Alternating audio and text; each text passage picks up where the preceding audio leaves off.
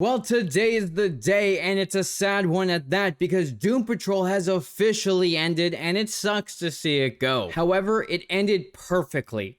Even though there wasn't a giant big bad fight during this, each character got their own moment and was able to move forward in their lives. And I really like what they did because it was 100 times better than the Titan series final. And like I said, even though there wasn't any big evil threats during this one and it was kind of over and done with in an instant, that's not what this episode was about. This series wasn't about them fighting bad guys and being this superhero team. No, it was about following these characters as they progressed and as they learned how to deal with their trauma and their other problems. And I think it did a fantastic job doing that. And one of the great things about this episode is it kind of points out that they were screw-ups, but they weren't bad people, and they were always doing their best to do the right thing. And I liked how this episode also just kind of pushed them all on the path and have a happy life going forward. So with that, because this was a fantastic episode, let's talk more in depth about what's going on in the breakdown. And we're going to start off with the fight in the beginning with Immortus and the Butts. The big threat of everyone coming out of the time stream and Immortus reigning over them like some cheesy theatrical movie villain who's like hovering over everything, which was kind of funny, and I love how cheesy it was. But then you had the Butts coming as well. Madame Rouge takes off because she doesn't want to deal with it, and it's a very quick and simple fight. I really liked how we got to see Jane now being able to use her other powers because now they're one rather than each individual personality. Like when she's fighting, she uses Flit's teleportation, Sun Daddy's fireballs, and then Silver Tongue's attacks.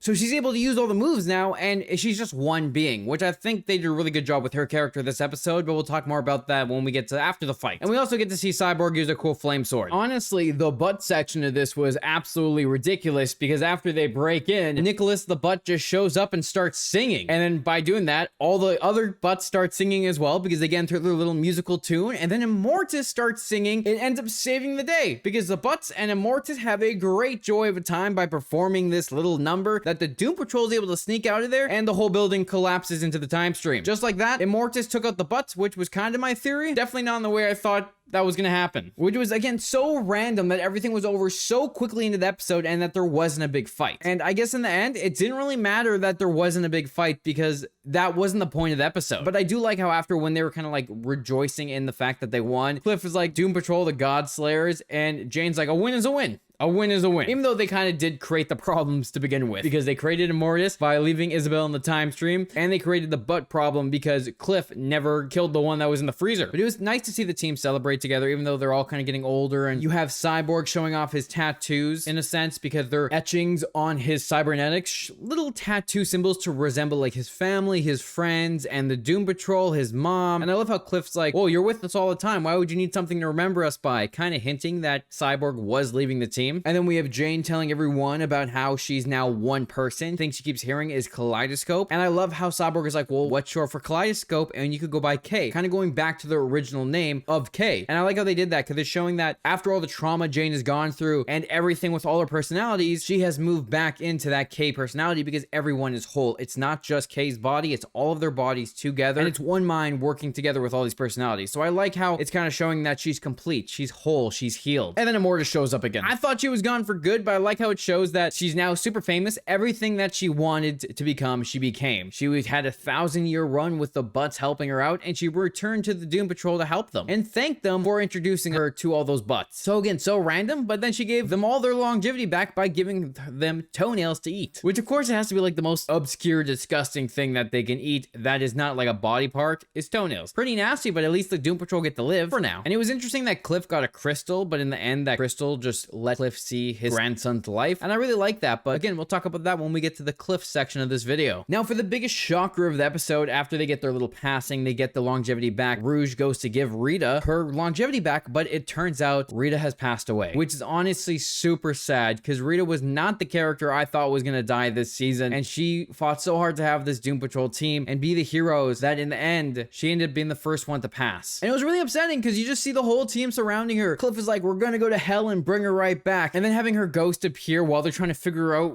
how to get her back, and just saying that she doesn't want to be saved this time. It's time to let her go, because she has realized she's done everything she could. It's time for her to move on with her life. And this whole section was just really sad, making me tear up, because Larry's telling her how she's the only one that saw anything in him, and how she didn't see that he was this broken man. There was all good in him. Really sucks, because you could see that Larry and Rita are best friends, and Larry right there is losing the one person he really cares about other than Keeg. And I really like how Rita turns around and is like, there's always more love out there. Always kind of pushing Larry to go after Mr. 104 to show that there's always love for him. He doesn't have to be scared of love, and he can find someone to be with. And I like how that also pushes Rita to telling the whole team in ghost form, like she realizes what her life purpose is, and her life purpose was to lead the Doom Patrol, to get them to that first step for the rest of their lives. And that's kind of where this episode led all the characters, and why Rita's now ready to rest, and that they should let her move on. So they set her on fire because that's her wishes. It's kind of funny how they did that, and they kind of show that everyone's now on their own journey. Even though they're screw-ups, they're not bad people. So I like how they kind of kept emphasizing that they're all on their own journey now. It's time for them to move on from the Doom Patrol. Now, the one thing about when they're putting Rita's body to rest by burning it, the one person that was missing was Dorothy, because I feel like she would have been an important role there, but maybe there were scheduling conflicts or something, but I'm surprised she wasn't there. And I find it funny because not everyone gets to see their own funeral as well, because Rita's kind of there. Even though it's like a really sad scene with everyone saying goodbye to their friend, they're still making the jokes in the right tone. Like, it still works with the show of how it's written. The sad moments can still have the little hints of jokes, like how Cliff puts down a mirror because Rita was always worried about her looks. Cyborg puts down honey because she likes bees. Rouge puts down a martini because she likes to drink. Jane puts down another mirror, and Larry also has booze. So all her friends that are close to her should know her better, don't actually know her as well. And I like how there's just little quips here and there that work with the episode. They also just kind of add the weird thing where her body blows up like a balloon. It smells like burning rubber. Kind of making another joke about her powers and how it works while she's disappearing, saying it's okay, it's all okay. Really sad moment, because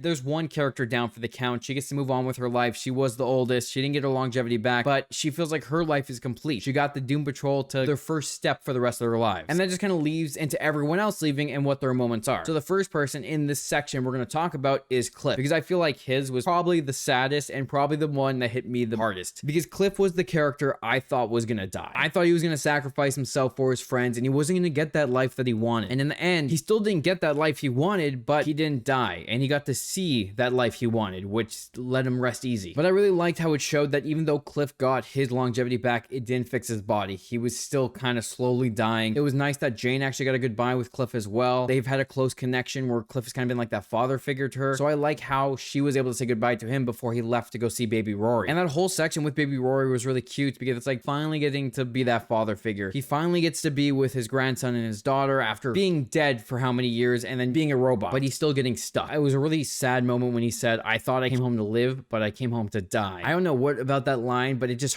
hit really hard, and it was really sad. And then we slowly see more and more happening as Claire is working on the car with him and Rory sitting in it, realizing that the crystal Immortus gave him shows him Rory's future, Rory's life, what's going to happen during. He's going to get married, he's going to have a kid, he's going to run away from his family, he's going to be there for his mom who's cancer, his mom's going to die, and then he's going to have a grandson of his own. Like, a really kind of tragic turn of events for Rory's life, but in the end kind of coming back to him having his own grandson. And it sucks that Cliff died, but it kind of makes sense why it happened. He was trying so hard to fight and live so he could be with his family and watch baby Rory grow up, that when he saw Immortus' necklace that she gave him, he was able to see that life. And by seeing that life, he was finally able to rest in peace by knowing that his family was going to be taken care of and live long lives. So I think it was a really great thing for his character. Instead of him sacrificing himself, he still got to live that life in a way and got to see his family grow up, which was really touching in the end. And now when we go to Larry and Keeg had a moment where they're talking about wanting to see 104 again, and I really like how it shows Larry remembering his past love, his accident, what has happened in his life to bring him to the moment he's in, which also makes him realize that he has to finally take the risk. He has to risk his life for love. He has to stop being afraid and actually get out there, which he chooses to go find Mr. 104. Finally doing something risky. Even if it might not work out, it's worth the risk, which in the end, he does find Mr. 104 at the bottom of the ocean like he said he was going to be, as a thing of lead, so he wouldn't combust and kill everyone around him. Larry brings him into space so he can combust, everyone's safe, and him and Larry can be together while Keeg protects them. And Larry can finally have the love he's always wanted. So I really like what they did with Larry's character, because it kind of pushed him out of that shell of being always scared of himself, finally made him free. And then we have Madame Rouge, where she has a really good moment with Cyborg before she goes off on her own. She feels like she comes in, does damage, and then runs away, which is just a trauma response to her losing her best friend, because all these things have gone wrong in her life. Her best friend's now left her. It hurts. It feels like she has no one, which I really like what they did with her character, because even Cyborg's saying his future is perfect. He finally feels like he's on the path that he carved for himself, which he's trying to give Rouge the idea of go carve your own path. And the fact that Rouge thinks that how can someone be both good and bad? She has been good and bad. She was in the Brotherhood of Evil. She was in the Doom Patrol. So she's been on both sides and she's trying to be better. And I really, really like how Cyborg points out that the line between good and bad is rather thin. And that's not all black and white, which is also how we have anti-heroes, right? They're not evil. And you could say that they are bad while they are killing the bad guys, but they're doing it for good reasons. So it's like stuff like that. And I also like how Cyborg said to her that he'll be there if she goes too far, which in the end, I feel like she kind of went too far, because she goes back to the ant farm and burns that shit to the ground, kind of getting rid of the place that turned her into the monster, the bad person that she hates. But to be fair, killing all of them was more of an anti-hero thing, where it was a bad thing to do, and there probably was a better way of dealing with it. That was her way of moving on. She had to get rid of the one thing holding her back, which I guess in the end, she could be this hero if she pushes her way past this and forgets about her past and leaves it in the past. I mean, we're not going to see what happens to her character going forward, but I'm glad that she was able to do something to help her move on. Now, Jane had a very interesting ending as well, because now that she's Kay,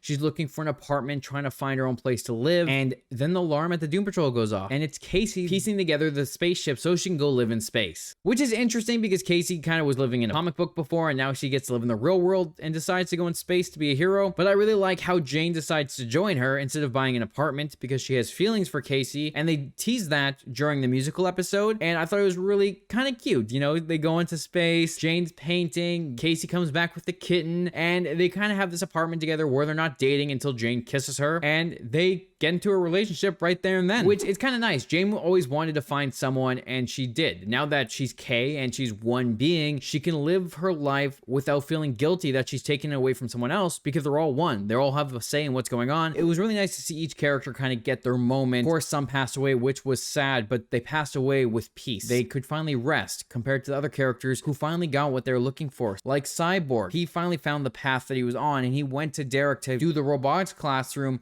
that he saw in his future. So he's finally getting to live that life where he's carving his own path. And I like how he even references it's going to help people someday, because it helps him, because he was stuck in the time stream and the kids helped him get out of it. So just really kind of nice tying up that plot point and pushing this hero into a hero role and teaching rather than going out and just punching bad guys. But like I said, this episode just did a great job wrapping up each character and giving them the life they've always wanted, while also letting them live their peace. It was a touching ending with a lot of sad moments, and it really does suck to see them go, because I feel like these characters are so weird and wacky. I'd love to see them again. I don't know where they'd fit, but with James Gunn's new DC universe, it would be cool to bring them back. However, it would probably be a different cast. Even though I really love this cast, if they do come back, it'll probably be different, so we can keep this ending to them. And honestly, this was probably easily the best written DC TV show. Even though it's super weird and can be very vulgar at times, I think because of that and the way they write it, it works with the show. I don't think I disliked a single season from this entire show, and I enjoyed every minute of it, because you never knew what to expect because of how different it was. And I just really like how we got to watch these characters grow from being complete screw-ups into still being screw-ups, but being way better people than they were when we first met them. And I can also tell that they wrote this ending to be a proper ending rather than having a possibility of another season, because they knew this was going to be their final season. Because I think that helped out a lot,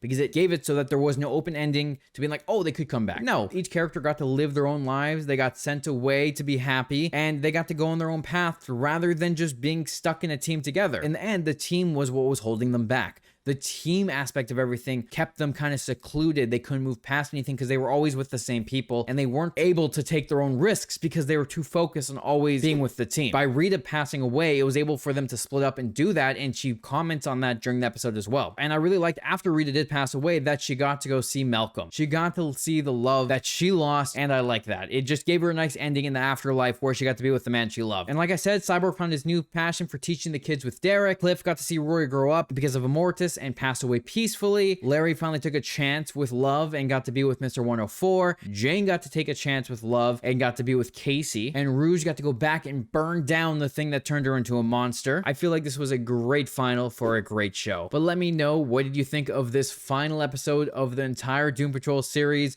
What was your favorite moment? What did you think of Rita and Cliff's deaths? Are you hoping to see these characters again with new actors in the new DCU? I hope you enjoyed my video. Thanks for watching my Doom Patrol breakdowns. Make sure you hit the like button and the subscribe button to stay up to date with all my DC breakdowns and Marvel ones as well, because they're going to continue coming for TV shows, for movies, and we'll see what else comes down the line. Thanks for watching. I'll talk to you guys later when we do another breakdown for a different show.